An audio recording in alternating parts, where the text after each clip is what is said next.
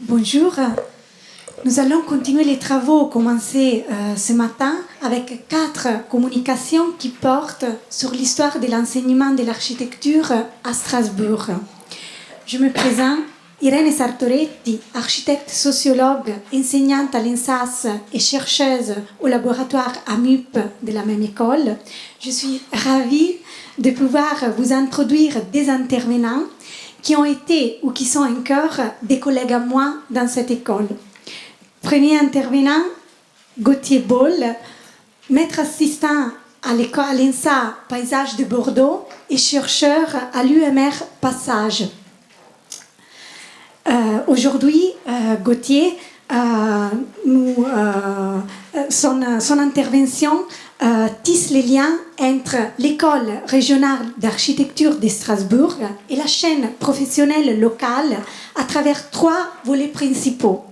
Les traces éparses de l'enseignement de quelques figures majeures, notamment Gustav Stoskopf et François R. Schmitt, entre 1945 et 1967, puis les interférences et collusions avec la structuration du milieu professionnel local et enfin les portraits de celui-ci sous forme d'un réseau.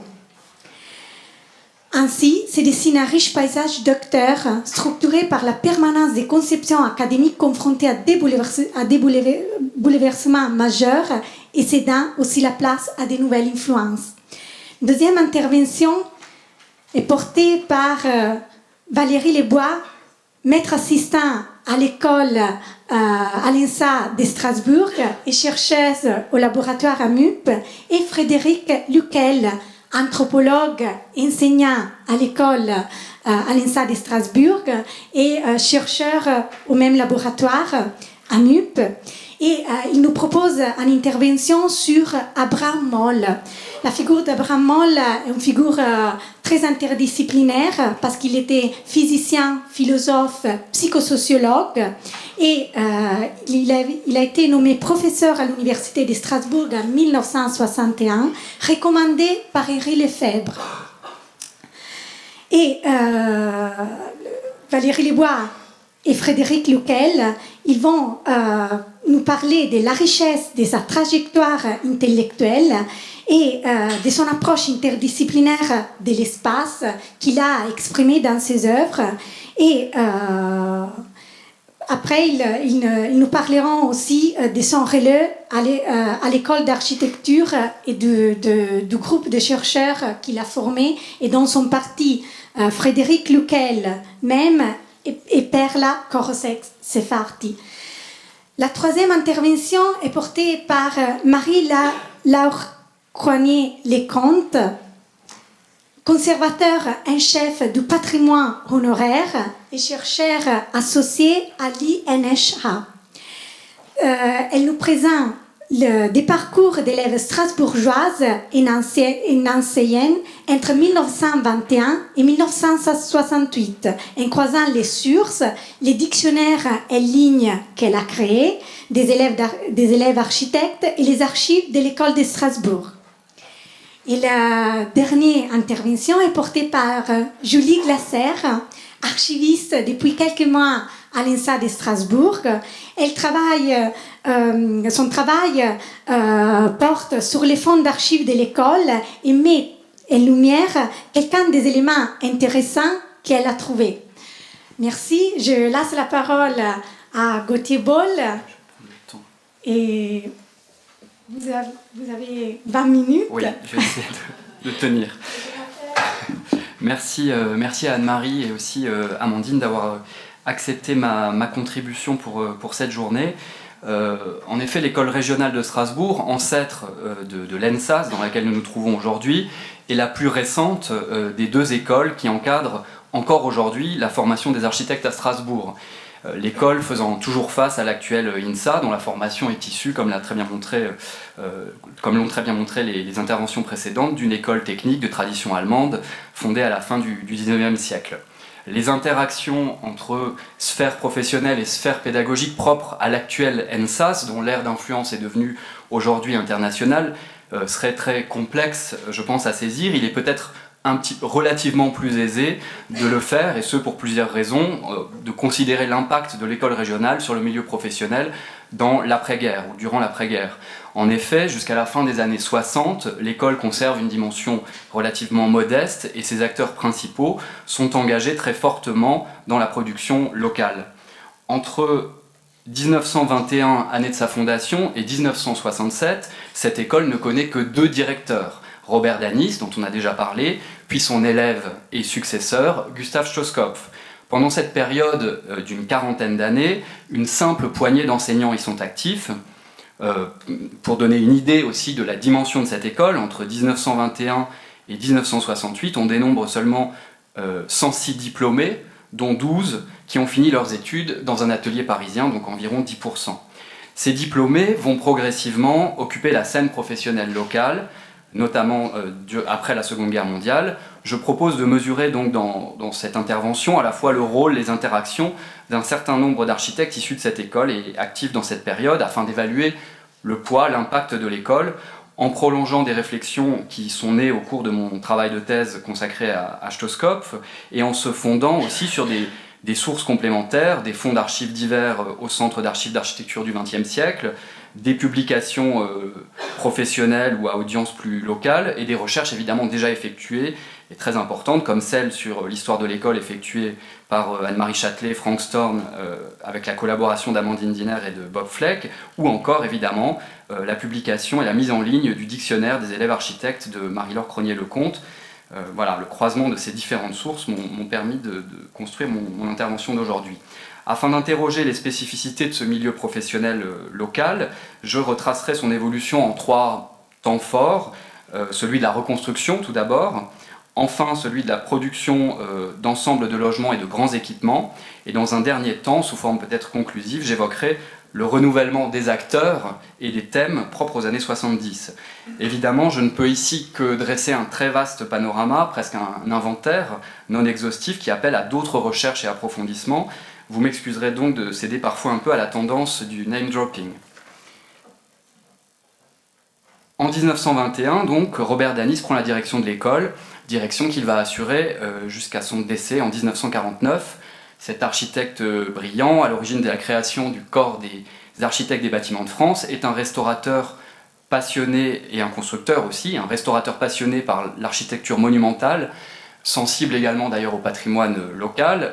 Stoskopf, qui est alors son élève dans les années 20 à l'ERAS, à l'École régionale d'architecture de Strasbourg, se souvient ainsi de son ancien maître, je cite, « Toute sa vie, son enseignement et ses actions au service des affaires culturelles étaient marqués par son admiration sans borne de l'architecture classique. » Stoskopf démarre ses études à l'école régionale, puis poursuit ses études à Paris, il fait partie de ces 10% d'élèves dont je parlais, en intégrant l'atelier d'Emmanuel Pontremoli et en obtenant en 1933 le 2e second Grand Prix de Rome pour une église de pèlerinage. Donc vous avez ici une reproduction, mais les reproductions qui se trouvent dans l'exposition sont beaucoup plus fidèles.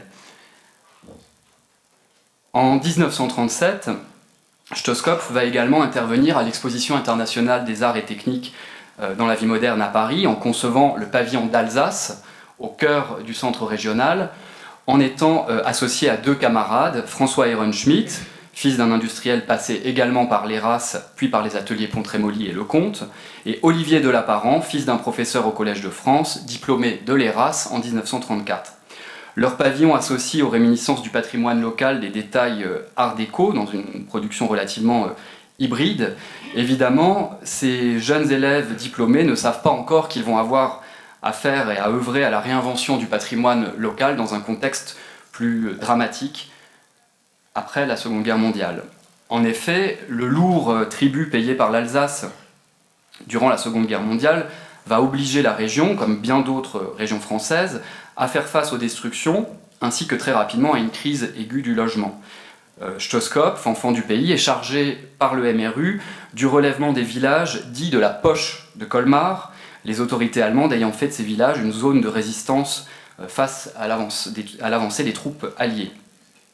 En tant que nommé donc architecte en chef pour ce secteur, il accède à un territoire dont il partage l'histoire et la culture. On lui attribue notamment les localités particulièrement touchées du vignoble de Benvir, d'Ammerschwir, de Mittelwir ou encore de Sigolsheim, et il va mettre son habileté graphique et peut-être aussi sa verve au service de reconstruction qu'il veut inspirer du caractère traditionnel initial de ces villages. La posture définie par Stoskopf, il la défend ardemment dans des publications diverses, dans des publications à audience locale, comme Saison d'Alsace, dont on a ici au milieu une image de son article publié en 1949 dans cette revue, mais aussi dans des revues à audience plus nationale et professionnelle, comme Technique et Architecture. Cette volonté d'évoquer le passé tout en refusant très nettement le pastiche est partagée par d'autres maîtres d'œuvre actifs en Alsace et dans les zones rurales, parfois des Français de l'intérieur, comme Pierre Pourradier-Dutheil, formé à Lensbach, et qui va intervenir par exemple à Ostheim. Sous la houlette de ces architectes en chef, Pourradier-Dutheil, Stoskopf, et il y en a d'autres, des architectes du cru, des architectes alsaciens mettent en forme d'analogues bâtisses trapues pourvues d'imposantes toitures, ponctuées des traditionnelles petites lucarnes. Et parmi ces architectes locaux, ils sont ces architectes d'opération qui œuvrent sous la houlette des architectes en chef. Ils sont majoritairement originaires de la région. On peut citer par exemple Willy Grossmann, qui est ancien élève de l'École nationale technique de Strasbourg, qui œuvre à la reconstruction de Rohrwiller. On peut citer évidemment Charles Treiber, qui lui a été élève à Stuttgart de Paul Schmittener dans les années 20 et qui est impliqué dans la reconstruction du nord de l'Alsace, notamment à Hathen. Treiber collabore avec Oscar Burger pour la reconstruction à Hathen du premier îlot prioritaire, dont on a ici une image du chantier, qui affiche des proportions tout à fait similaires et une ambition tout à fait similaire aux travaux de Stoskopf. La forme des projets produits, comme la culture des concepteurs, semble être nourrie à la fois par les œuvres de Schmittener, mais aussi les œuvres qu'on a vues tout à l'heure dans la présentation de Charam, de Fritz Beblo à Strasbourg. Donc ces projets participent d'une forme de réinvention du caractère local. La création d'un corps des architectes conseils va permettre à Stoskopf d'asseoir son autorité institutionnelle à Strasbourg, d'étendre son autorité institutionnelle à Strasbourg, puis même assez vite à la totalité du territoire alsacien. Il intervient dans plusieurs dossiers cruciaux concernant la reconstruction du centre-ville de Strasbourg, atteint par les bombardements, comme on peut le voir ici sur le plan des destructions. Parmi ces dossiers épineux, l'opération dite Grande Percée, qui remanie le secteur de la place de l'Homme de Fer, est une des opérations préfinancées menées par l'Association syndicale de reconstruction de Strasbourg. Stoskopf réalise cette étude d'environ 80 logements en étant secondé par deux de ses élèves de l'école régionale, de ses anciens élèves de l'ERAS, Walter Höller et Alfred Fleischmann. L'ensemble est dominé, vous le voyez, par une tour de 14 étages dont l'expression architecturale affirme son ossature de béton armé, tempérée par l'emploi de corniches saillantes. L'architecte couvre même certains des volumes de cet ensemble de toitures en pente, permettant d'articuler l'ensemble avec la place Kléber. Le projet voisine en effet l'édifice classé de l'Aubette, conçu par Jacques-François Blondel. La délégation de la Commission supérieure des monuments historiques marque sa défiance à l'égard de ce projet. Néanmoins, Stoskopf reçoit le soutien très puissant et efficace de l'administration centrale et de l'administration municipale, permettant d'ériger la tour et de dégager la place. Sur des terrains libres, comme en ville, c'est toujours une forme de tempérance qui l'emporte, selon des options qui prolongent généralement relativement adroitement la ville existante. Toujours au titre des opérations préfinancées, on peut citer cette cité du boulevard de la Marne, bâtie cette fois-ci par Ehrenschmidt, Pfirsch et K, cette composition empreinte de classicisme, et en même temps qui montre un certain degré d'innovation d'un point de vue technique, constitue, on peut le voir sur la photo en bas à gauche, une des étapes de la visite officielle de Claudius Petit lors de sa visite en 1952 en Alsace. À Mulhouse, la pièce maîtresse des opérations de reconstruction est un immeuble annulaire conçu par Pierre-Jean Guth, deuxième second Grand Prix de Rome 1934, pas du tout formé en Alsace, qui abrite une centaine de logements derrière des façades élégamment ordonnancées. Pour revenir un petit peu sur ce qui se passe à l'école à la même période, Stoskopf va remplacer Danis donc à la tête de l'école dès 1949. Ehrenschmidt va succéder à Jean Patriarche qui est décédé en 1941, et ce duo de quarantenaires au sortir de la guerre va s'atteler à la reconstruction, en tout cas à la réouverture puisque l'école était fermée, à la réouverture de l'école au sortir de la guerre, et va très fortement structurer l'enseignement pendant une dizaine d'années. De 1946 à 1955, Stoskopf, lui, est en charge des aspirants qui préparent le concours d'admission. Il ne reste donc que très peu de traces de son enseignement, si ce n'est les quelques esquisses d'admission qu'on a pu retrouver de cette période, mais dont les sujets sont évidemment déterminés à Paris. Stoskopf partage cependant avec ses élèves son expérience professionnelle par le biais de diverses visites, de conférences. Il emmène justement les élèves sur les chantiers de reconstruction autour de Colmar. Symbole peut-être de cette proximité assumée entre enseignement et profession, en 1960, le préfet remet à Stoskopf au Palais du Rhin, qui abrite les races, les insignes d'officier de la Légion d'honneur, à la suite d'une nomination express de Pierre Sudreau. Stoskopf remercie en premier lieu ses patrons, Pontremoli, Danis en premier, Pontremoli et de Bas-Ponsant, puis ses collaborateurs. Les élèves, représentés par leur massier, congratulent à leur tour le directeur et soulignent son engagement sans faille pour la défense des prérogatives de l'école régionale. Les publications également des deux hommes, donc de Stoskopf et de Ehrenschmidt, montrent l'étendue de leur culture classique, mais aussi de leur connaissance précise du territoire alsacien et de cette culture qu'ils ont transmise à leurs élèves. Notamment, on peut le voir dans cet article publié en 1970, toujours dans Saison d'Alsace, par François Ehrenschmidt, Flash sur 1000 ans d'architecture en Alsace, où il décrit très précisément les développements de la période romane, gothique et classique en Alsace.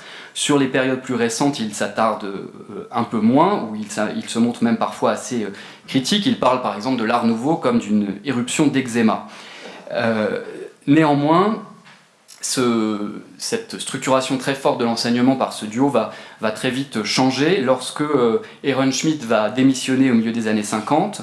Alors il va continuer à intervenir à l'école en tant que maître d'œuvre, puisqu'il va être chargé de remodeler les espaces de l'école, qui est donc une aile du palais du Rhin qui est endommagée par les bombardements.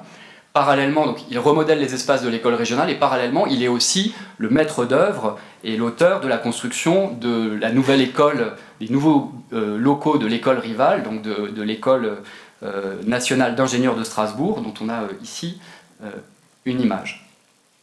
À partir de 1955, Stoskopf lui aussi n'occupe plus que le poste de directeur en raison de l'essor considérable de sa production, et après diverses tentatives et des passages peu durables, c'est Gérard Saquin, un architecte parisien, qui va devenir chef d'atelier en 1959 et qui va marquer fortement la décennie suivante. Voilà une image d'une exposition des travaux des élèves de l'école régionale qui s'est tenue au palais universitaire, où on voit ici d'ailleurs de dos Stoskopf, et je crois accompagné de Saquin justement, qui fait le discours inaugural de cette exposition. J'en viens à ma deuxième partie. Des terrains non bâtis en périphérie des villes vont permettre à certains architectes de tenter des expériences qui sont dégagées de la contrainte de rendre aux sinistrés une forme familière ou traditionnelle.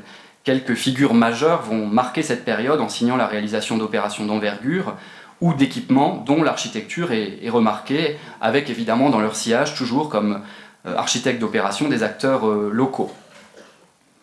Le concours qui est organisé en 1951 pour la construction de la cité Rotterdam voit un jury qui est présidé par Claudius Petit, mais avec la présence de nombreux élèves de Pontremoli dans le jury, Camelot, Herbé, Lecomte, Stoskopf, qui jouent probablement cette présence des Pontremoli dans le jury en la faveur du lauréat, Baudouin, prix de Rome 1928, formé par Pontremoli également. C'est pas moi qui le dis, c'est Pierre Dalloz dans ses mémoires. Jean Phaéton arrive en 3e position, à la tête d'une équipe de locaux dans laquelle on retrouve François Ehrenschmidt, Claude Misbach, élève de Danis diplômé en 1941, Théo Berst, dont on a déjà parlé, Édouard K, élève de Stoskopf, et Frédéric Hatt, Pontremoli, diplômé en 1947. J'avance un petit peu. Alors qu'on inaugure la cité Rotterdam, on achève à 500 mètres de distance plus au sud la construction d'une autre cité dessinée par Stosskopf, toujours associée à Euler, et aussi Pierre-Jules Haas, dont on a déjà parlé. Donc je ne rentre pas dans le détail des réalisations, sinon je n'arriverai pas à ma conclusion. Plusieurs réalisations d'envergure sont déclenchées sur le territoire strasbourgeois dès le début des années 50, même si une gestion municipale de la construction reste d'usage. On peut citer évidemment le quartier de la Méno, conçu par Stosskopf, la cité de la Canardière, un ensemble de 3200 logements, mais son œuvre majeure, c'est évidemment le quartier de l'Esplanade, envisagé avant, mais très encouragé par la mandature de Pierre Pflimlin, entre 59 et qui sera maire de Strasbourg entre 59 et 83. Pour cette opération de l'Esplanade, Stosskopf se voit associé à Roger Hummel, qui aura en charge le deuxième second Grand Prix de Rome en 1928, qui dirigera la conception de la zone universitaire du quartier. D'autres figures apparaissent, et Pierre Vivien, notamment, ancien rival de Stosskopf à Lensbach, reconstructeur de Boulogne-sur-Mer, et préféré quelque part par Pierre Pflimlin, pour l'élaboration notamment du plan d'urbanisme directeur de la ville. Il va diriger la très importante opération de la Place des Halles, un vaste centre commercial à proximité du centre historique.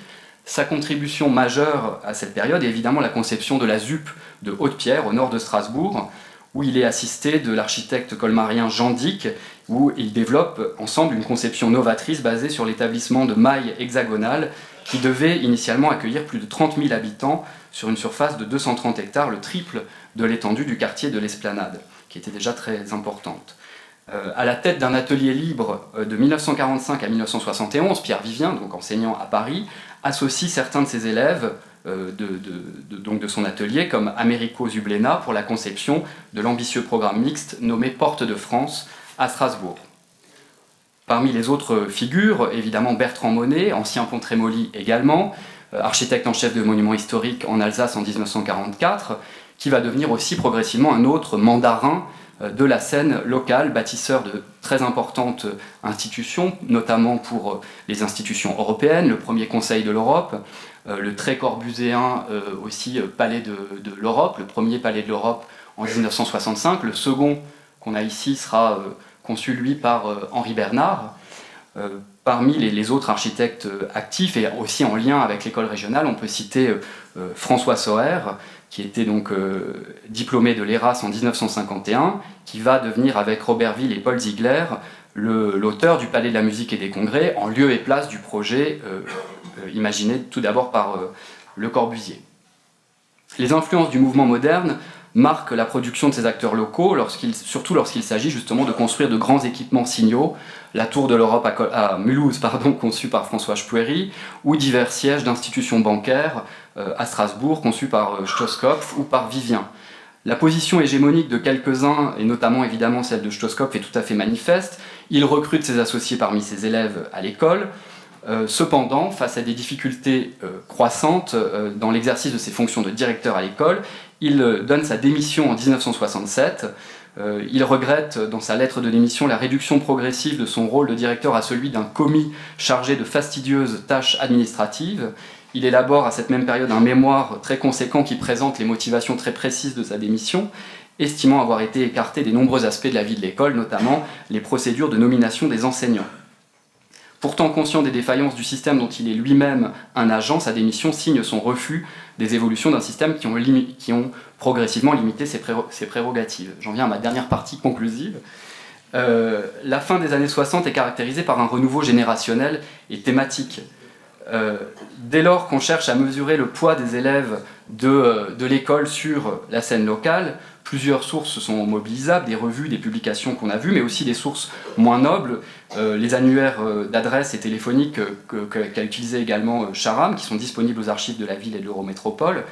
En croisant la liste des architectes regroupés dans ces annuaires avec le dictionnaire des élèves architectes de Marie-Laure Cronier-Lecomte, de nombreuses informations apparaissent. En effet, en limitant la recherche aux architectes strasbourgeois, on peut noter qu'en 1953, sur une centaine d'architectes recensés à Strasbourg, 22% sont passés par l'école et ont été diplômés entre 1928 et 1957. La première génération est ici déjà présente, Stosskopf, Ehrenschmidt, Delaparent. En 1969, le nombre d'architectes a sensiblement augmenté, mais c'est maintenant 40% de ce groupe qui est issu de l'école et diplômé entre 1929 et 1969. On peut voir nettement l'arrivée des poulains, des disciples du duo Stoskopf et Ehrenschmidt, qui passent aussi souvent d'ailleurs par des ateliers parisiens, Pont-Trémolly, Depas-Ponsant, Lecomte, Perret ou Umdenstock. Quelques architectes, mais assez peu, 4 sur les 44 qui sont issus de l'école et relevés en 1969, sont issus des Beaux-Arts sans être jamais passés par l'école régionale. En relevant aussi les sujets de diplôme de ces architectes liés à l'école, on décèle un intérêt manifeste pour des sujets à caractère local ou très réaliste. Delaparent, en 1934, présente une église paroissiale à Colmar. Fleischmann imagine un hôtel de tourisme dans les Vosges en 1952, quand Reiber conçoit en 1965 une cristallerie en pays de Bitche. Autre élément notable, l'apparition d'associations nouvelles dans les années 50 et 60, associations parfois autres que simplement filiales. À la suite d'études communes à l'école, les membres du A5 se regroupent en 1967. Donc des architectes qui sont actifs sur le territoire strasbourgeois, mais aussi au-delà, notamment dans les stations de sport d'hiver, à Tignes ou à la Clusaz notamment. UA5 est récompensé en 1972 par l'Académie d'architecture pour la conception du centre de formation du Crédit Mutuel au Bischenberg, à Bischofsheim.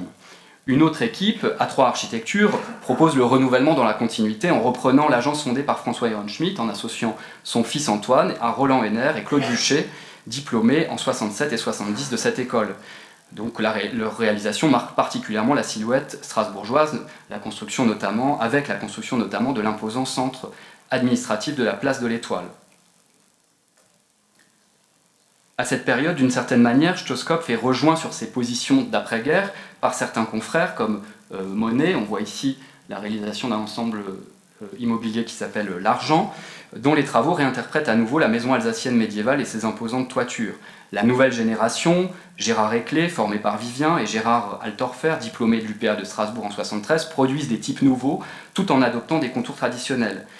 Stoskopf écrit à ce propos: un retour à une vie plus urbaine est en train de s'amorcer. Maintenant, on revient à certaines tendances qui eurent cours dans l'immédiate après-guerre. Une plus grande liberté d'expression est recherchée. J'ai presque fini. En Alsace, la scène professionnelle des Trente Glorieuses est donc marquée par plusieurs générations successives d'architectes formés à l'école ou aux Beaux-Arts. Les figures tutélaires passent progressivement la main aux générations suivantes. Il faut évidemment noter que d'autres architectes formés à l'école s'éloignent de l'Alsace et connaissent des carrières tout à fait remarquables. On peut citer ici François Spoeri, Roland Schweitzer qui a été cité tout à l'heure, Jean-Paul Jungmann ou encore Michel Mosser. Par ailleurs, et pour conclure, évidemment, la scène locale est évidemment marquée par des interventions plus ponctuelles, le temps d'un chantier ou d'une mission, d'architectes formés à l'ENSBA, parisienne, sans être passés par l'ERASM. Notons les interventions de Tournon, de Guth, de Ledonné, des expériences aussi parfois plus exceptionnelles, le projet non réalisé de Le Corbusier pour le Palais de la Musique et des Congrès dont Richard Klein a étudié la genèse, ou encore celui moins connu de Claude Lecoeur pour le quartier de Cronenbourg, associant les influences théoriques et formelles du maître à la silhouette urbaine de la ville et de sa cathédrale, comme on peut le voir sur ce dessin. Je vous remercie.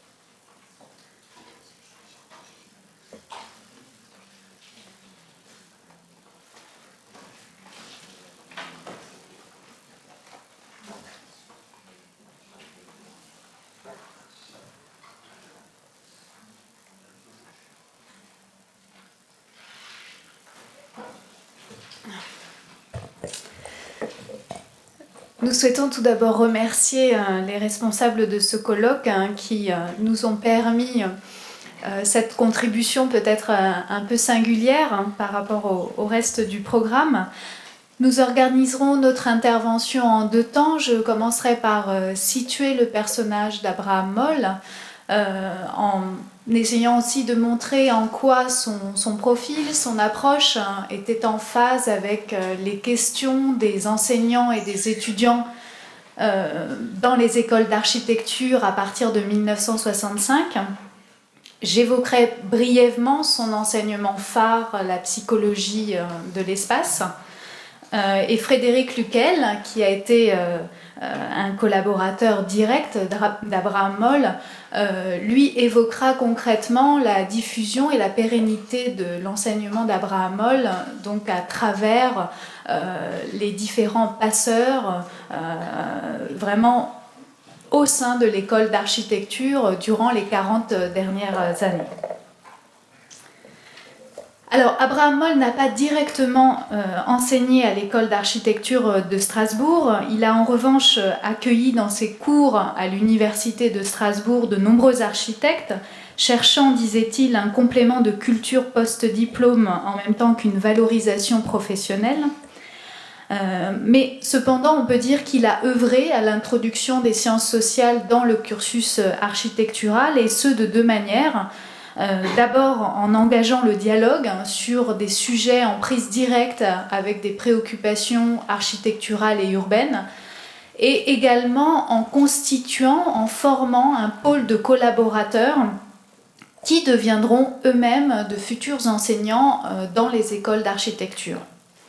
Alors, quelles sont les qualités qui ont pu contribuer à lui donner ce rôle de passeur ? Alors, un petit tableau qui évoque succinctement, on a vraiment sélectionné quelques dates dans un parcours très, très riche. Donc d'abord, peut-être une première qualité qui est un parcours qui porte en son sein l'interdisciplinarité. On le voit d'abord, donc Moll commence sa formation par les sciences physiques et les mathématiques, en atteste son diplôme d'ingénieur et sa première thèse en acoustique. Mais très rapidement, même presque immédiatement, on peut dire, il intégrera une approche que l'on peut qualifier de plus philosophique, voire même anthropologique, avec notamment donc, sa deuxième thèse qui sera dirigée par Gaston Bachelard. Et tout au long de sa carrière, il reste très attaché du point de vue de la méthode à l'esprit scientifique que l'on peut retrouver notamment dans ses recherches de modèles systémiques. Mais en même temps, il sera toujours aussi très critique et n'hésitera pas à pointer les limites de cette démarche scientifique, voire en dénoncer les dangers, en accordant beaucoup de poids à l'approche phénoménologique et perceptive du monde. Alors, Moll aime à définir d'ailleurs son approche avec un certain nombre, on pourrait parler d'oxymores que l'on retrouve dans ses différents écrits. Même pour certains, ce sont des titres. Les sciences de l'imprécis, donc nous avions choisi ce titre, c'est en fait le titre qu'il a donné à la réécriture de sa deuxième thèse. Il parlait aussi beaucoup de physique des sciences de l'homme, l'étude rationnelle de l'irrationalité apparente de l'homme, de chimie sociale, et un de ses derniers ouvrages qui s'intitulait Art et ordinateur, qui parlait de la créativité artistique par l'ordinateur. Donc on voit une volonté chez lui de dépasser des clivages, de valoriser la circulation des savoirs et le dialogue entre disciplines, donc une pensée jugée souple et ouverte, capable de se prêter aussi à des réinterprétations par le discours architectural. Un deuxième élément que l'on peut noter aussi dans son parcours, qui a pu le rendre désirable auprès des architectes, c'est son expérience d'enseignement à l'école d'Ulm. Pendant 5 ans, Abraham Moll est professeur régulier dans cette école, et cette école a représenté pour lui un véritable laboratoire où il a pu y développer assez librement sa pensée, et notamment une critique du design fonctionnaliste, ce qui certainement lui permettra d'anticiper les attentes des écoles d'architecture qui, en 68, se trouvent confrontées, on pourrait dire, au premier spasme du post-modernisme. Et enfin, Autre qualité, c'est cette diversité thématique qu'il a pu approcher tout au long de sa trajectoire, qu'il a lui-même représenté dans ce schéma, dans cet organigramme thématique. Donc citons par exemple la communication, la cybernétique, le kitsch, la vie quotidienne. Alors, ce que l'on peut retenir un petit peu de cet organigramme, c'est la diversité des thèmes abordés, mais surtout des échelles couvertes de l'objet. D'ailleurs, c'était ça aussi à Ulm qu'il enseignait, la théorie de l'objet. Donc de l'objet à la ville, et puis également les champs disciplinaires qui sont approchés, l'art, l'anthropologie, la géographie, la psychologie, qui sont autant finalement de disciplines qui vont faire leur introduction dans le cursus architectural. Et puis, ce qui est intéressant à noter aussi, c'est que l'idée n'est pas de valoriser l'éparpillement, voire l'éclatement, mais bien de comprendre finalement la connexion entre tous ces thèmes et d'essayer effectivement de proposer une approche assez systémique. D'ailleurs, ce schéma n'est pas daté car Moll l'a fait évoluer en permanence et l'utilisait d'ailleurs pour valoriser des points de vue chaque fois différents. Alors on peut aussi voir dans ce graphique bien sûr la psychologie, la place de la psychologie de l'espace. Alors juste rapidement, je ne vais pas développer ici cette approche. Elle a fait l'objet, donc elle était avant tout un enseignement, mais qui a fait l'objet donc de 2 publications. La première donc du vivant de Moll en 1972 et la deuxième après sa mort, qui a été donc c'était une réédition donc coordonnée par 2 proches collaborateurs, Elisabeth Romer et Victor Schwarz. Et donc là on trouve dedans des fragments inédits, c'est une réédition modifiée. Voilà, je passe la parole à Frédéric Luquel.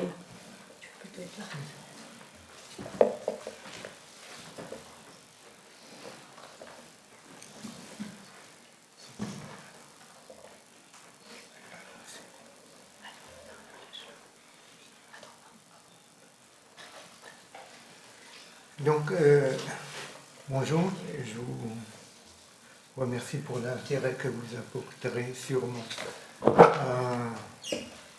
à la manière dont l'école d'architecture de Strasbourg a finalement absorbé par la présence vicariale d'Abraham Moll une partie de ses enseignements. Et je structurerai mon exposé en 3, peut-être 4, si on a le temps, de grandes rubriques, grands chapitres. Tout d'abord, la situation des enseignements de sciences humaines et sociales à l'école au moment, disons, de 68 à 78, avec éventuellement des prolongations. Deuxièmement, les enseignants et les contenus d'enseignants, donc les enseignants qui ont été formés directement par Abraham Moll et qui se sont retrouvés en situation d'enseignement, soit contractuel, soit vacataire à l'école de Strasbourg. Compte tenu du contexte des années 68 à 78, année de la réforme d'Ornano, qui a essayé d'assagir un peu les écoles. Et puis troisièmement,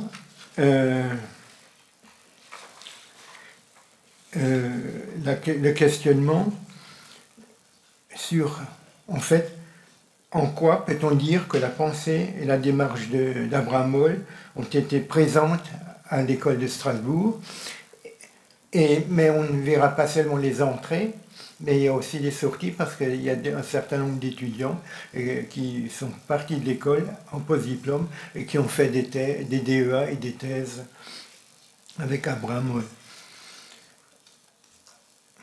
Alors, les turbulences de l'école en 68 sont bien exposées dans l'ouvrage qu'on vous propose, donc je ne vais pas revenir là-dessus. Et on peut dire qu'à un moment donné, vers 70-71, les tourbillons se sont un petit peu stabilisés. et cristallisé grâce au travail d'un groupe d'enseignants autour de 6 départements à côté de l'enseignement du projet. Sciences physiques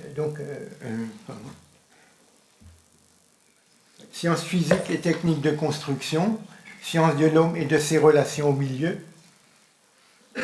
Donc là, on voit déjà qu'il ne s'agit pas de sciences de l'homme isolées, mais vraiment dans l'interaction homme, société, environnement, les sciences dites de l'architecture, sciences de la ville, mathématiques et sciences des systèmes, expression plastique et sémiologie. En fait, il faut les voir plutôt comme un certain nombre de points de repère, parce que la formule en elle-même, même si elle était respectée officiellement dans les programmes, a subi un certain nombre d'actions de braconnage et pas mal de contrebande, dans la mesure où les sciences de l'homme et de ses relations au milieu travaillaient à l'époque de Henri Rosenfeld, le mathématicien responsable du département de mathématiques, de main dans la main, puisque les nouvelles approches de la relation de l'être à l'environnement supposaient une approche multidimensionnelle qui était gérée par Henri Rosenfeld, qui lui-même était en relation avec Zeitoun et tout le travail sur les nuées dynamiques, etc. de l'époque. Donc, ça veut dire que à ce moment-là, bien qu'on ait commencé à fixer des zones plus que des champs disciplinaires, il y avait en fait 2 postures en présence.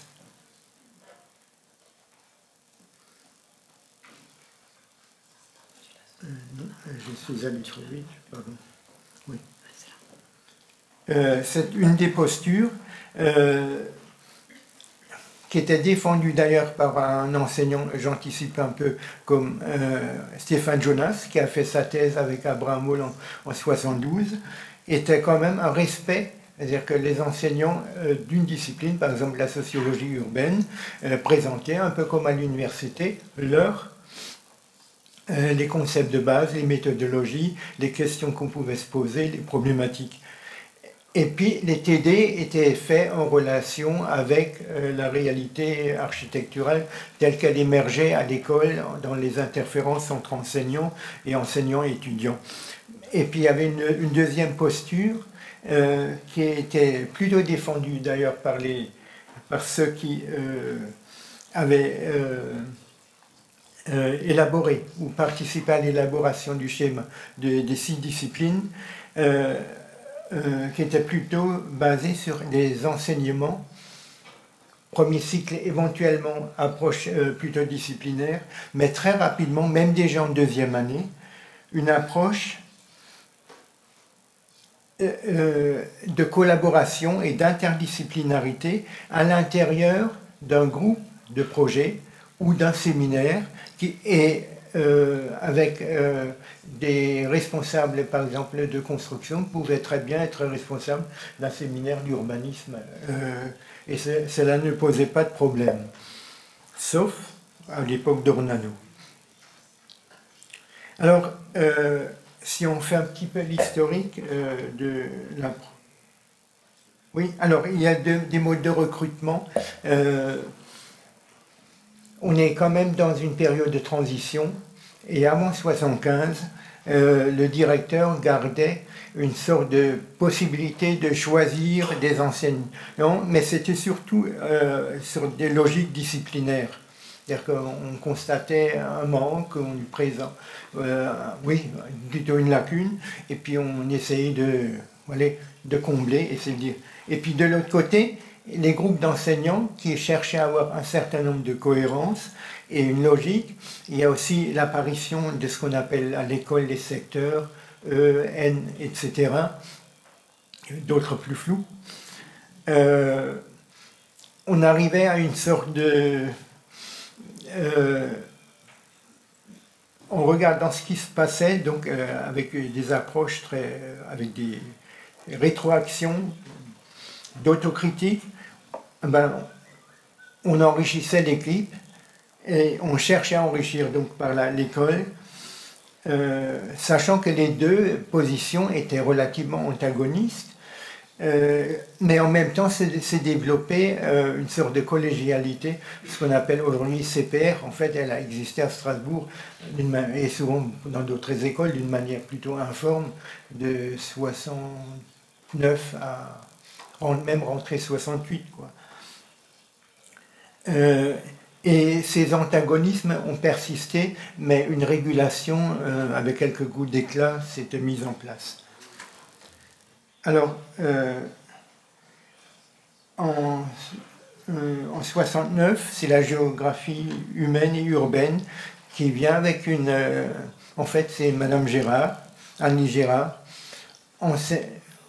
formation institutrice, puis historienne de l'art et géographe, et qui est amenée par un des enseignants de l'époque, Julien Nussbaum, contacté, etc. Et puis après le processus de, j'allais dire, entre guillemets, d'habilitation par l'école, quoi. En 70, la sociologie urbaine, Stéphane Jonas, qui venait de faire qui a fait une thèse à Brie et a fait, probablement une thèse d'université, je suis en train de préciser ça. Il a fait une thèse de doctorat sur la centralité urbaine et ses problèmes avec Abraham Moll, donc à Strasbourg. Et puis, donc c'est le directeur Jean-Pierre Alivi qui l'a contacté, l'a fait venir. Et lui, qui est même tout en étant mollien, un certain partisan d'une sorte de rigueur disciplinaire au sens de bien délimiter les frontières de la discipline et de les défendre, s'est retrouvé quand même un peu en conflit, au moins en opposition avec la logique de la deuxième filière de recrutement qui était plutôt basée sur une autogestion de l'école. Et en 1971, il y a Perla Korosek, Serfati, elle s'appelle actuellement Perla Garzon Serfati, si j'en parle, c'est qu'elle insiste elle-même sur cette différence. Et oui, ce n'est pas tout à fait neutre, mais je ne m'étendrai pas. Et qui introduit en fait la psychosociologie de l'espace en termes molliens, mais en accentuant beaucoup le côté appropriation de l'espace. D'ailleurs, en 1976, elle va organiser le grand colloque à Strasbourg, un énorme colloque sur l'appropriation de l'espace, dont elle a été quand même chargée par Abraham Moll au départ de le mener à bien, étant donné qu'elle travaillait dans son laboratoire. En 1971, les sciences économiques et le droit apparaissent vraiment explicitement à l'école par l'intermédiaire de Bernard Mézani. Et à la suite d'un certain nombre de tensions et de conflits entre Perla Korosek et les étudiants, parce qu'elle aussi, contrairement à ce qu'on pourrait attendre, elle défendait un point de vue très disciplinaire et universitaire au sens, j'allais presque dire, caricatural du terme, vous me permettrez cette expression, elle a été obligée de ne pas revenir. Et donc, il y a le représentant à l'école du groupe des enseignants qui pilotaient en fait la grille, le modèle des 6 départements, m'a contacté pour intervenir dans l'atelier de première année sur le thème perception et représentation de l'espace. Déjà, l'espace pour moi c'est un constat abstrait, donc j'ai plutôt parlé des lieux et de l'environnement.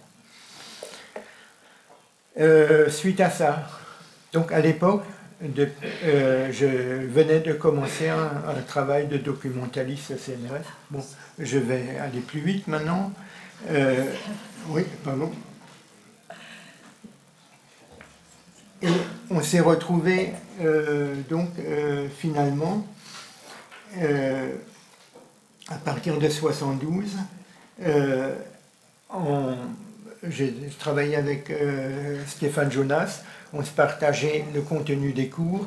En fait, les choses étaient faites en concertation pour éviter pour avoir une complémentarité plutôt que trop de redondance. Et à ce moment-là, lui-même a fait venir des gens comme Dan Bernfeld. Et il s'est fait que, progressivement, Michel Magérus, qui avait fait en 1981 son diplôme, et à l'intérieur du diplôme, un mémoire de 3e cycle, donc, que j'avais dirigé, je l'ai amené au laboratoire de Moll, puisque sa sensibilité et son approche pluridisciplinaire rejoignaient en fait ce genre de problématique.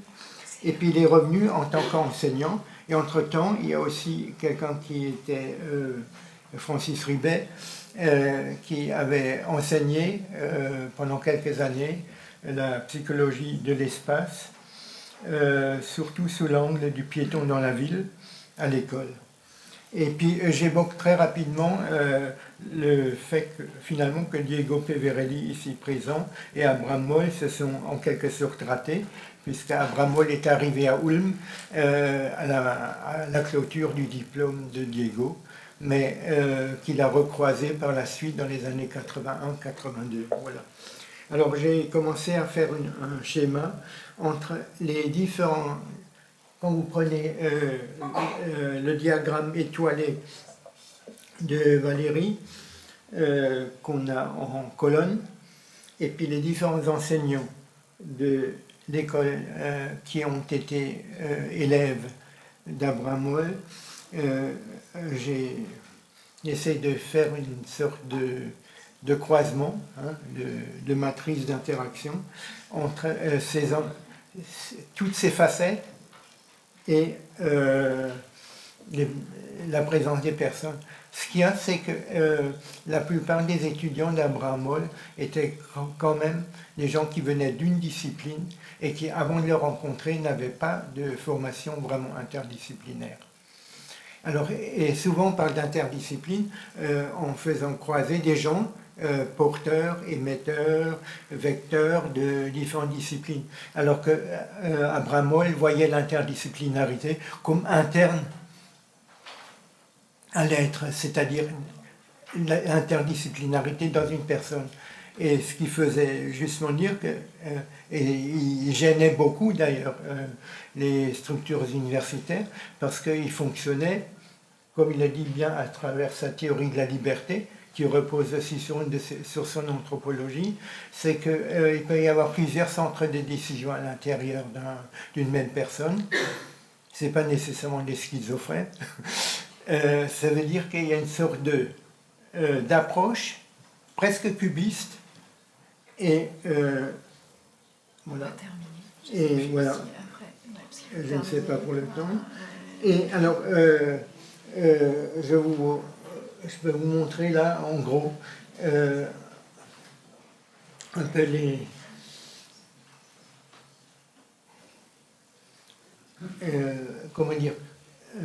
les points forts j'allais dire, de l'épistémologie et de la conception de la science et de l'homme chez Abraham Moll. Et si je voulais vraiment utiliser 3 mots pour qualifier l'approche d'Abraham Moll, c'est un gai savoir. C'est pas seulement celui de Nietzsche, mais c'est celui de la Renaissance chez Rabelais, y compris aussi la vision du monde, j'allais dire des troubadours médiévaux, avec la Gaia Scientia, c'est-à-dire une approche pétillante et qui ne tient pas en place.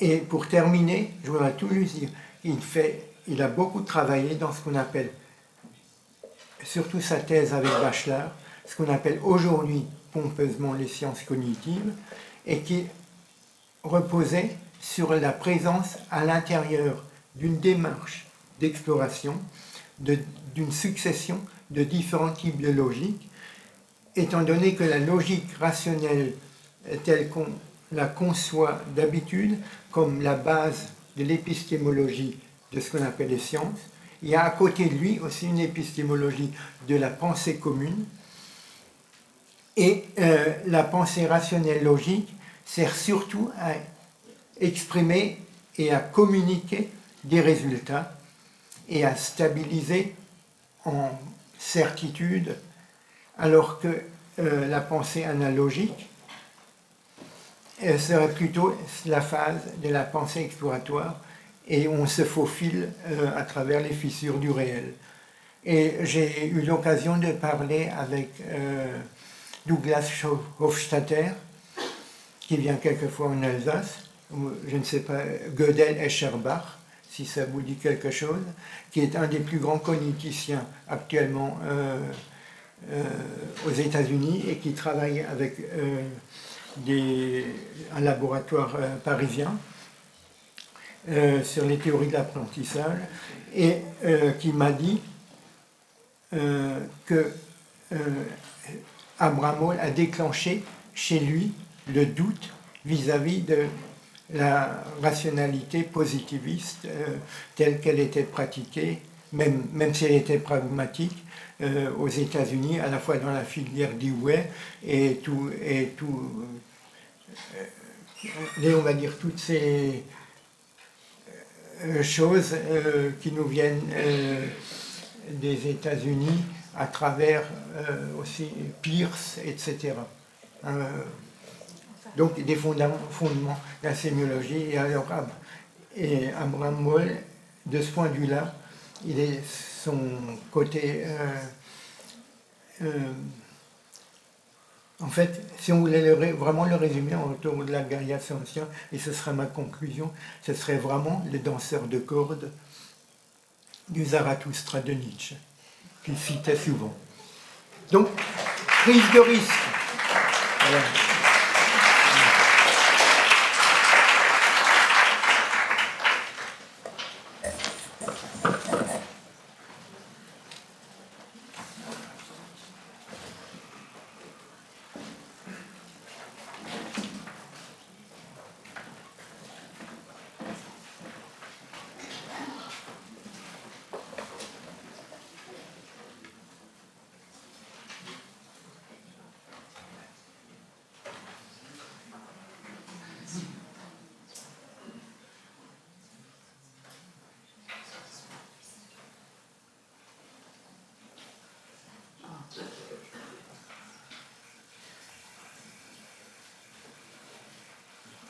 Quel micro je prends?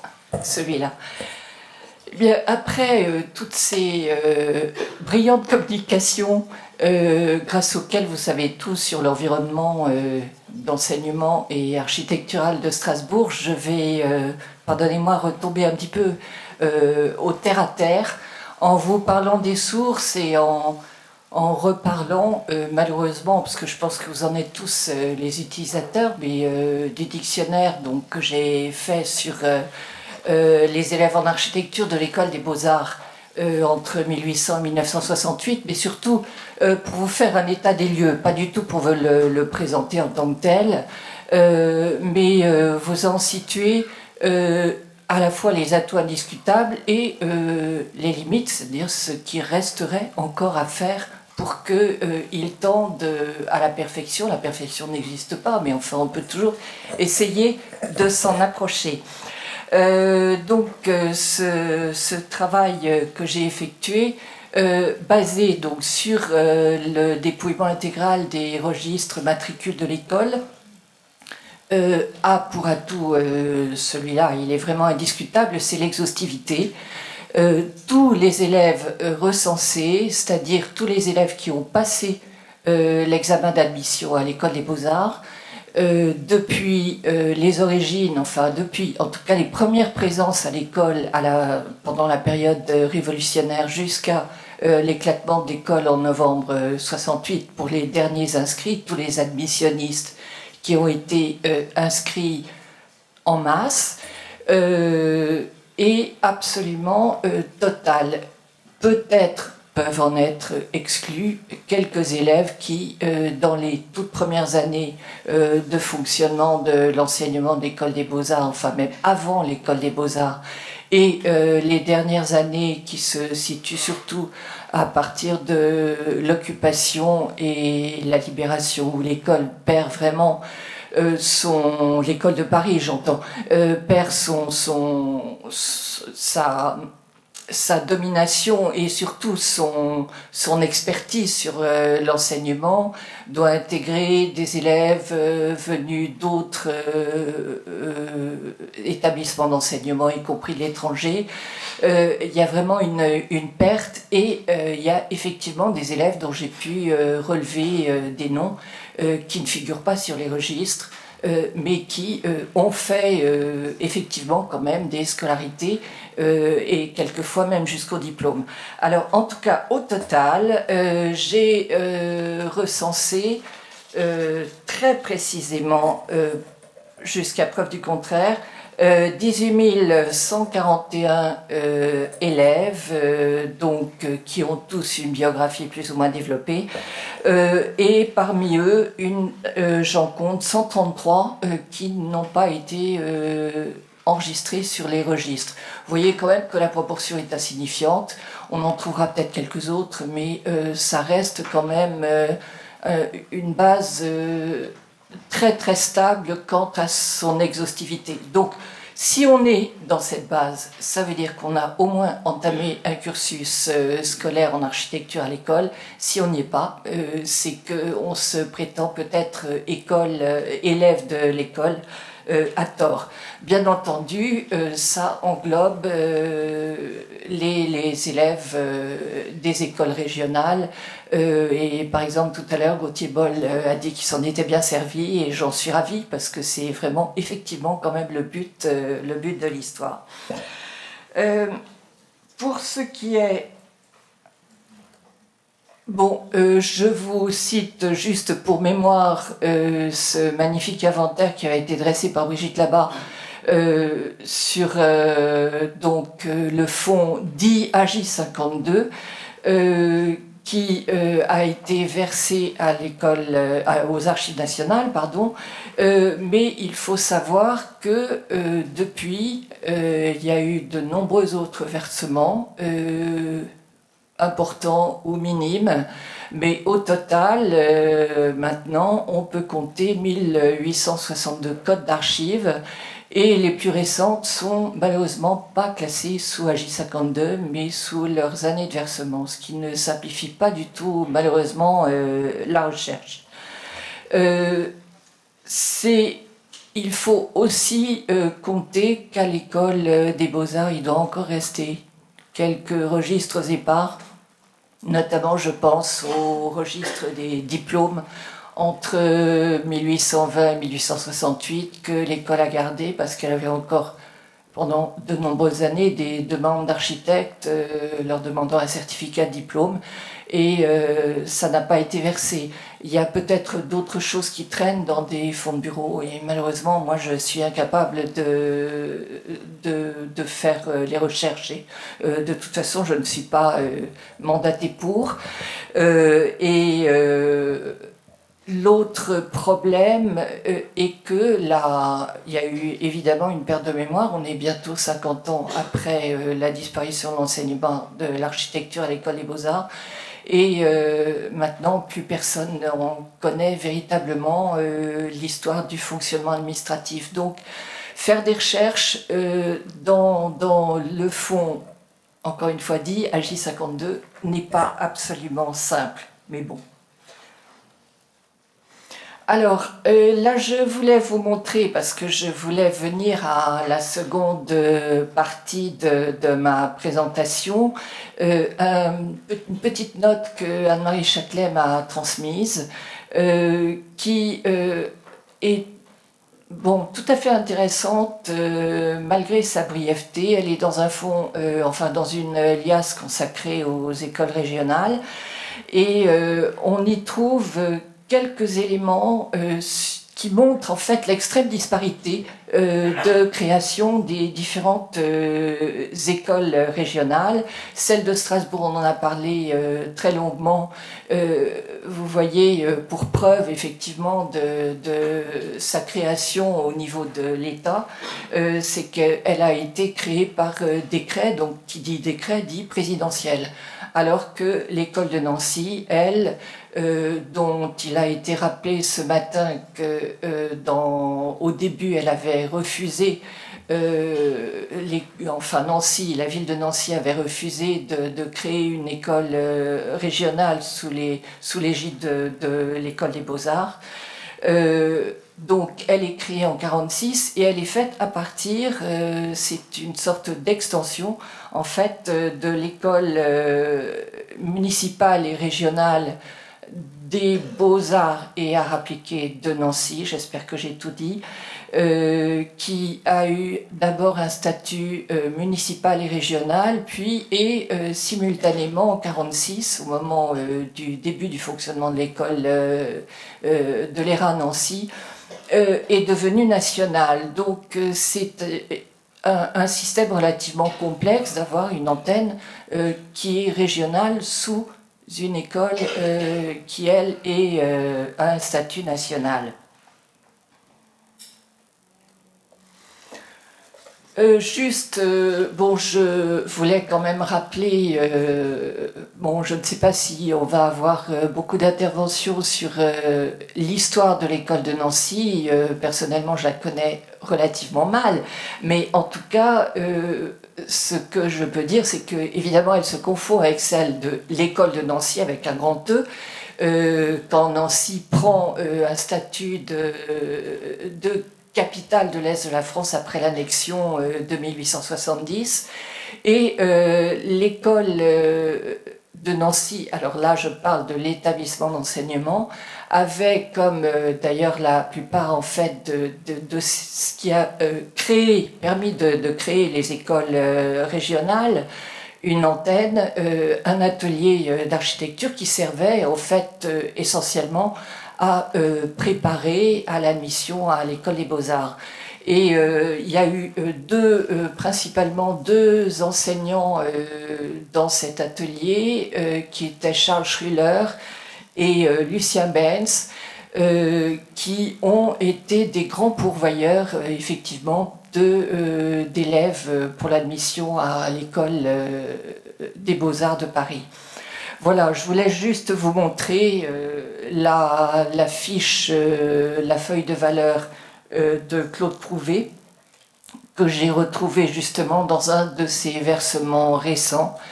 Et vous voyez d'ailleurs rien qu'à son aspect, les ratures, les corrections, les hésitations, à quel point en fait le secrétariat de l'école de Paris avait quand même d'assez grosses difficultés à faire le suivi, surtout quand il s'agissait de projets envoyés depuis la province.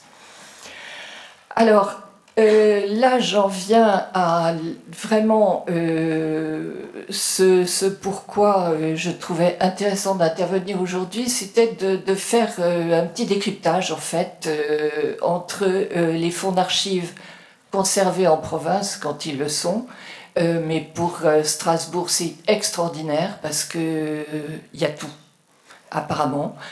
En tout cas, j'ai pu voir au remarquable travail qui a été fait d'histoire de l'école de Strasbourg, à quel point il y a un recoupement avec mon dictionnaire, mais pratiquement intégral à quelques très très rares exceptions près.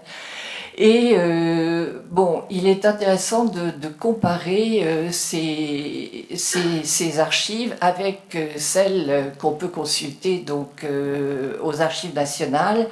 Donc j'ai mis en miroir pour Gustav Stoskopf, dont on a beaucoup parlé ce matin déjà, les deux couvertures, les deux feuilles de renseignement, celle qu'on trouve à Paris et celle qu'on trouve à Strasbourg. Alors déjà, première chose, évidemment ce qui est frappant c'est la similitude absolue, ça va jusqu'à cette belle couleur rose, ça me semble marquer. Après, il faudrait évidemment comparer avec d'autres fonds d'archives s'il en existe ailleurs, mais en tout cas ici, le fait que vraiment l'école de Strasbourg est une émanation de l'État. Et donc j'ai quand même dans l'idée qu'au départ, c'est même à Paris qu'ont été imprimés tous ces documents jusqu'à la couleur. Alors quand même, ce qu'on peut trouver comme petite différence, je vais un petit peu les lister.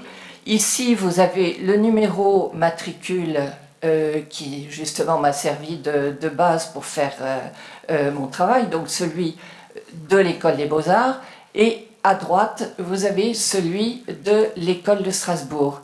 Ici, Stoskopf a le numéro 19, et ça correspond manifestement aux promotions d'admission, c'est-à-dire pas aux élèves inscrits dans l'atelier, mais à leur succès au niveau de l'école des Beaux-Arts. J'y reviendrai pour une autre fiche que je vous montrerai après. En dessous, bon, vous avez l'État, la civilité, bon, ça évidemment il n'y a absolument aucune différence. Encore un peu plus bas, vous trouvez la mention de l'atelier de Strasbourg à droite et Pont-Trémolier de Bas-Ponsant pour Paris, la date d'entrée à l'atelier, ce qui est important. En dessous, côté Strasbourg, pas côté Paris, c'est un succès à l'admission. Stoskopf s'y est repris à 4 fois avant de réussir, ce qui n'a rien d'exceptionnel. Ce n'était pas un mauvais élève, c'était assez courant. L'examen d'admission était très très difficile. Et encore en dessous, en bas, les dates de passage d'inscription en deuxième classe puis en première classe. Et là, il y a une toute petite différence de 2 jours, 1 jour, c'est-à-dire probablement la manière dont Strasbourg, la date un peu décalée avec laquelle Strasbourg a été informé des succès de Stoskopf. Mais c'est très important à savoir, ça montre que ces dates-là ne sont pas fiables au niveau de la province. Les 2 feuilles de valeur comparées, dans le cas de Stoskopf, bon, en gros, il y avait deux catégories, ceux qui montaient à Paris ou ceux qui restaient faire leur scolarité au niveau de la province. Stoskopf est allé à Paris et il est perdu de vue au niveau de Strasbourg, c'est-à-dire, vous voyez que la feuille de valeur est beaucoup moins développée à droite. Et en fait, le secrétariat, l'administration de Strasbourg cesse de le renseigner à partir du moment où il est parti à Paris. Tout en haut de la feuille, là c'est le verso, c'est le verso effectivement de la feuille, et la scolarité en première classe. Vous voyez toujours cette différence de date d'un jour, mais quelquefois ça peut être une semaine ou plus, 10, 15 jours, donc méfiez-vous de ces dates. Et pour les feuilles de valeur, je vous recommande, si vous faites des recherches comparées, de toujours regarder côté parisien, parce que c'est vraiment l'école des Beaux-Arts qui jugeait les concours et c'est là où vous avez la plus grande fiabilité. Je voulais quand même vous parler d'Yvonne Dupuis, qui a été là aussi évoquée ce matin. Alors, elle faisait partie de la toute première promotion d'admission à l'école, où ils ont donc été 4 à être admis à cette date-là, donc en 1922, et c'était la seconde dans l'ordre de classement de notation, donc elle porte effectivement le numéro 2 du registre matricule. Bon, la différence d'avec Stoskopf, c'est qu'elle a fait toute sa scolarité au niveau strasbourgeois. Il n'empêche que, là encore, je vous recommande de regarder prioritairement sa feuille de valeur parisienne, toujours pour ces dates, ces mentions de passage d'une classe dans l'autre, et également parce que les feuilles de valeur de Strasbourg ne mentionnent pas le diplôme. Or, Yvonne Dupuis a été effectivement une élève brillante, ça fait plaisir pour les femmes, et elle a été jusqu'au diplôme à une période où c'était encore extrêmement rare. Pour parler de sa carrière, elle a été malheureusement assez restreinte. Elle s'est mariée à un diplomate. Elle a travaillé à l'école française d'Athènes, où elle faisait des relevés de chantiers de fouilles, mais pas les grands relevés de sites, ça c'était réservé aux messieurs, mais des relevés beaucoup plus modestes d'éléments archéologiques trouvés, pierres ou autres. Et après, quand elle a suivi son mari dans ses différentes fonctions en ambassade, elle a continué apparemment à faire des recherches archéologiques comme en Perse par exemple. Ah ben voilà, j'ai déjà fini les quelques rares images que j'avais, mais je voulais vous signaler. Alors là, il s'agit simplement, bon pour mémoire, j'avais gardé ça en fin de PowerPoint, mais ces fameux registres matricules qui m'ont servi de base à mon travail. Ici, la première page et après la dernière, juste pour mémoire. Donc vous voyez, derniers inscrits, 12 novembre, non pardon, oui c'est ça, 12 novembre 1968. Là, il y a un petit problème de décompte parce que j'avais demandé à Amandine, et je la remercie parce que je crois qu'elle est allée le chercher en fond de cave, le dossier d'élèves du dernier strasbourgeois inscrit, et je lui ai trouvé le numéro matricule 420, et là je n'ai pas compris parce que d'après mes décomptes, les strasbourgeois qui ont fait la scolarité sur le temps de l'école des Beaux-Arts étaient aux environs de 200. Donc la question reste posée. J'espère qu'on aura déjà un début de réponse avec l'intervention qui va suivre la mienne à propos des archives de Strasbourg. Et que de toute façon, nous continuerons à travailler en synergie. Et donc je vais peut-être passer la parole à Julie, voilà, pour les archives de Strasbourg. Et j'espère que vous aurez surtout beaucoup de questions à poser, parce que là, j'ai préféré faire un exposé succinct et après qu'il y ait plutôt un échange. Merci.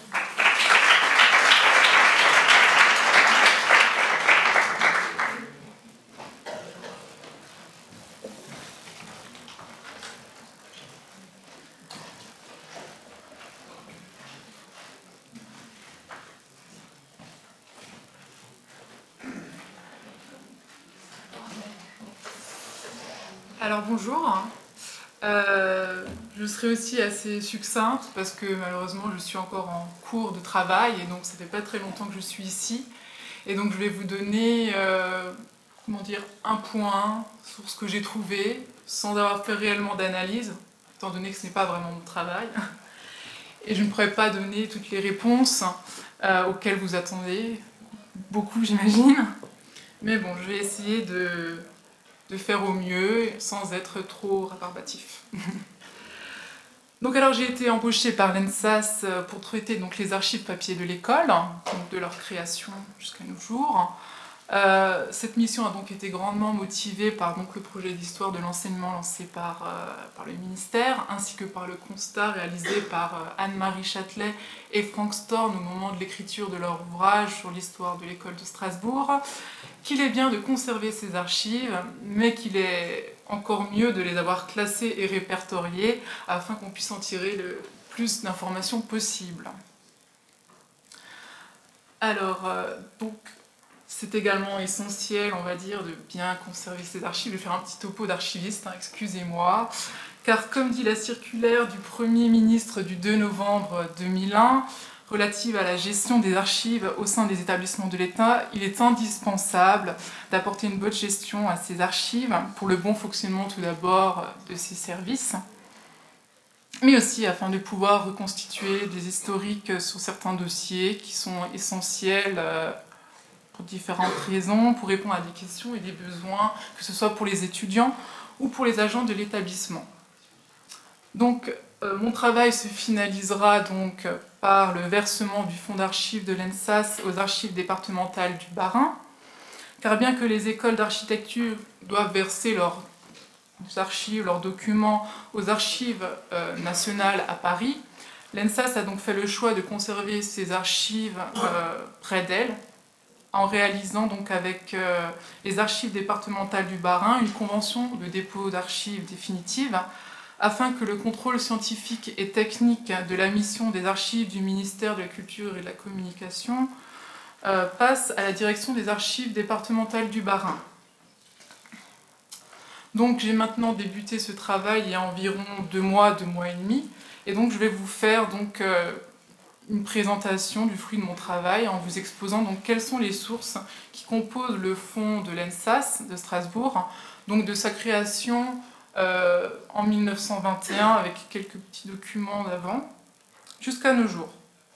Donc ce fonds est constitué de sources très riches, très variées, comme vous vous en doutez et comme Madame Comte l'a déjà présenté. Il est essentiellement composé de documents administratifs qui vont donc permettre de comprendre le fonctionnement de l'établissement. Pour cela, donc, du côté de la direction, nous pouvons trouver des dossiers d'instances délibératives comme le conseil d'administration ou la commission pédagogique et de la recherche produisant de nombreux comptes rendus de réunions ou des procès-verbaux. Mais nous pouvons également trouver la correspondance des différents directeurs qui sont passés par l'école, qui sont eux-mêmes retracés dans les minutiers chronologiques, reprenant pour chaque année donc les relations que l'école et les directeurs ont eues avec le ministère, la DRAC, ou principalement les autres écoles d'architecture de France, mais aussi se trouvant parfois à l'étranger. Donc, par la suite, j'ai également trouvé des archives au sein du service des ressources humaines. Donc, les dossiers qui sont certes communs à chaque entreprise, école et institution, mais qui sont d'une grande valeur, qui sont donc les dossiers du personnel, devant donc, comme je le rappelle, être conservés 80 ans, à compter de la date de naissance de l'agent concerné au sein de l'établissement. Ces dossiers sont donc d'une grande valeur, aussi bien juridique pour les agents concernés, mais aussi pour l'histoire de l'école, afin de pouvoir retracer les carrières des personnes importantes qui sont passées par l'école. Nous trouvons également donc, dans ce service le cœur de la gestion des agents de l'école, c'est-à-dire les évolutions et différentes versions des règlements intérieurs et organigrammes qui ont pris cours à l'école. Pour la suite, donc, nous avons aussi des sources financières qui permettent donc une étude du développement de l'école au travers des suivis budgétaires, mais aussi de comptes financiers ou des exécutions budgétaires, dont nous pouvons donc trouver les marchés publics qui ont eu cours, dont les dossiers sur la construction des 2 bâtiments de l'école, que ce soit les DOE ou les plans. Tout ce genre de documents se trouve en partie donc, dans les dossiers des marchés publics, mais aussi dans les dossiers de la logistique qui conservent également les rapports d'expertise sur la sécurité des locaux. Donc en plus d'apporter un regard sur le développement économique de l'école, ces dossiers donc, vont également nous permettre d'écrire l'histoire du bâti. Enfin, donc, nous avons également le service communication qui vont donner l'image de l'école, aussi bien au travers donc, de documents institutionnels, tels que des flyers ou des affiches, pour annoncer donc, que ce soit des concours, des manifestations, qu'elles soient réalisées ou accueillies uniquement par l'école, pour lesquelles donc, on réalise également des cartons d'invitation et des communiqués de presse. Nous trouverons également dans les fonds de nombreux exemplaires de publications réalisées par l'école qui à terme seront également versés à la bibliothèque de l'école. Donc à côté de cette partie purement administrative, il ne faut pas oublier que nous sommes dans une école et donc on trouve une phase plus pédagogique formant donc le cœur de l'école avec d'un côté ce que moi j'appellerais la scolarité, et de l'autre côté, le corps enseignant et ses élèves. Donc la scolarité produit des documents de fonctionnement, tels que les dossiers de demande d'habilitation, de formation, dont nous conserverons aux archives les arrêtés du ministère accordant l'habilitation. Elle produit également un nombre important d'archives relatives à la notation des étudiants, comme les relevés de notes, les procès-verbaux d'examen, ou encore, comme le disait Madame Lecomte, les fiches de valeur, les feuilles de valeur, établissant donc les récompenses, les concours obtenus dans la scolarité de chaque élève, mais aussi la date de leur changement de classe. Donc, je ne vais pas redire tout ce qui a été dit précédemment, qui a déjà été très bien dit. Juste pour montrer, donc j'ai repris Gustave Stoskopf parce que tout le monde le connaît très bien, en sachant qu'il y en a eu bien sûr bien plus. Et donc voici donc le devant du coup de la fiche, de la feuille de valeur de notre cher Gustave Stoskopf. Alors, en sachant que donc ces documents, pour notre part, avaient été plus ou moins disparus, pour tous ces documents sur l'entre-deux-guerres avaient plus ou moins disparu. Je les ai retrouvés donc par miracle, comme dirait Monsieur Storn. Monsieur Storn. Donc dans les fonds, il y a maintenant quelques semaines, et bien qu'il existait donc la version à Paris, comme le disait Mme Comte, étant donné qu'ils finalisaient leur diplôme à Paris, donc il y avait la version à Paris et celle-ci à Strasbourg. Donc voilà, ça fait partie d'un des petits trésors que l'administration a été heureuse que je retrouve. Voilà.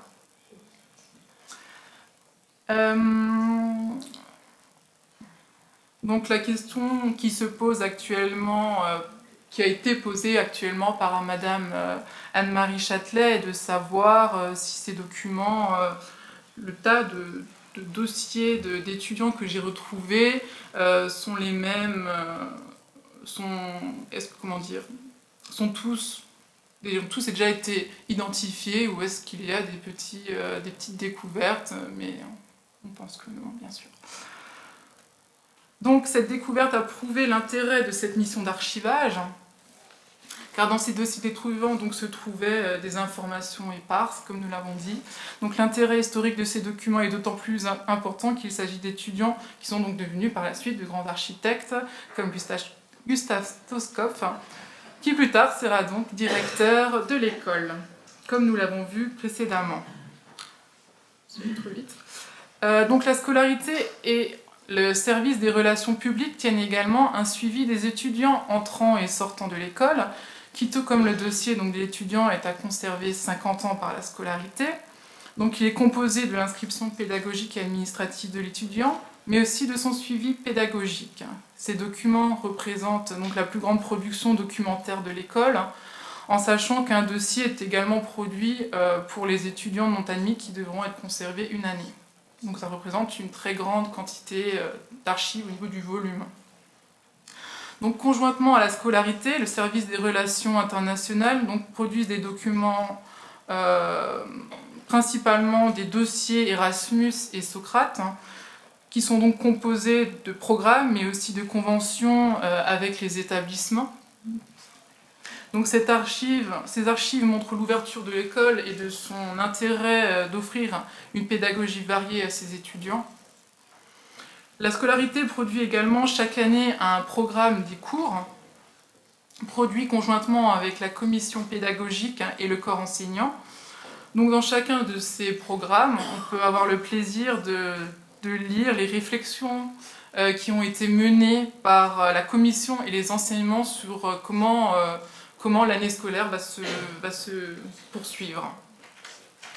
Donc à côté de ces archives de la scolarité sont produites les archives plus pédagogiques composées de supports de cours des enseignants qui sont parfois donc des architectes de renom comme Monsieur Tabouret ici présent ou Monsieur Peverelli, dont je voulais dire que j'ai trouvé énormément de supports de cours ou de lettres, de correspondances, et que c'était très, très passionnant et qu'on peut vraiment voir l'évolution de la manière d'enseigner de votre temps, si je peux me permettre, jusqu'à aujourd'hui. Et c'est vrai que ça fait vibrer mon cœur d'archiviste parce que c'est vraiment très intéressant. Voilà, je tenais à le dire. Donc, tous ces documents ont permis donc, de comprendre les méthodes et les contenus donc, de l'enseignement et de leur évolution, bien entendu. Donc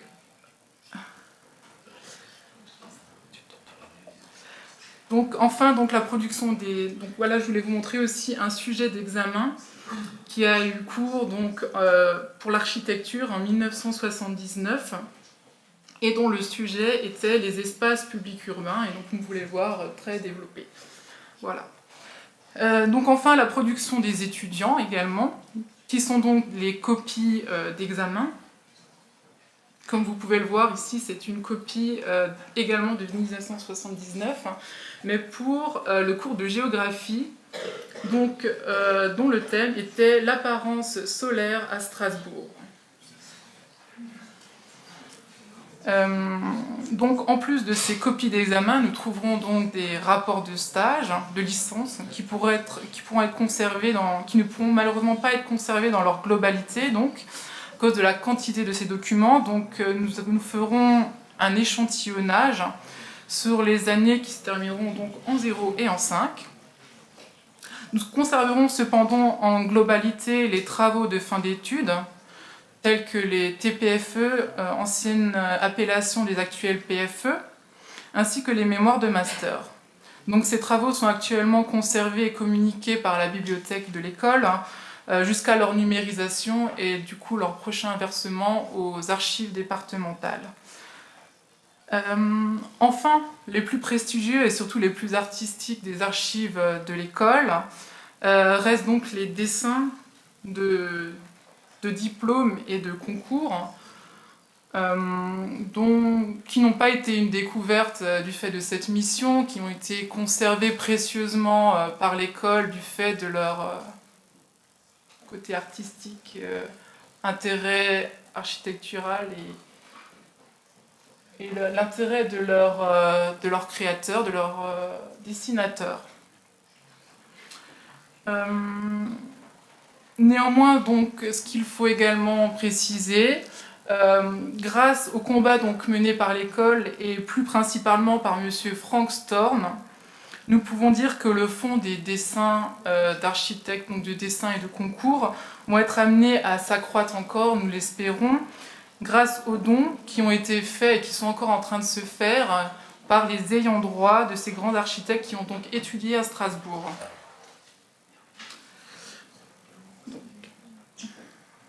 Et donc j'ai encore mis Gustav Schloesskopf, donc son dessin du prix de Rome de 1933, esquisse 24 heures en loge.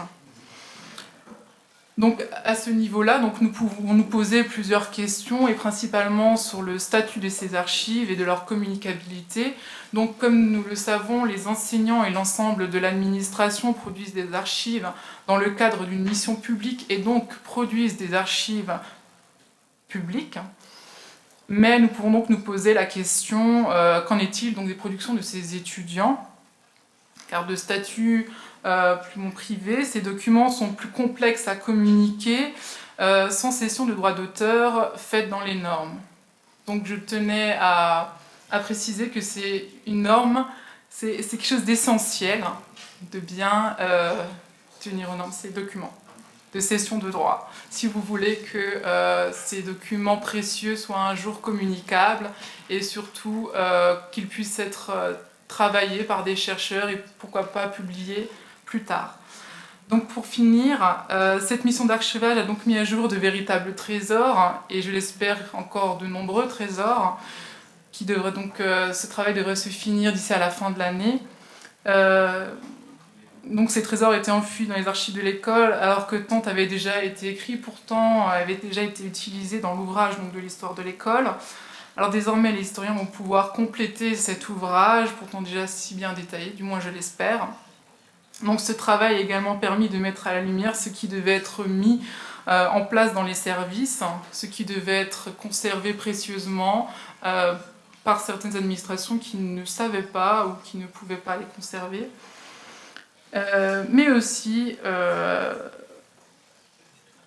pouvoir parler du coup avec l'administration. Ce qui a été important pour moi, c'est de parler avec l'ENSAS, c'est de leur faire penser à mettre au point une gestion des archives électroniques cette fois, qui est aussi importante. Mais cela est un autre thème et un autre sujet qui devra être traité par quelqu'un d'autre. Et voilà, je vous remercie.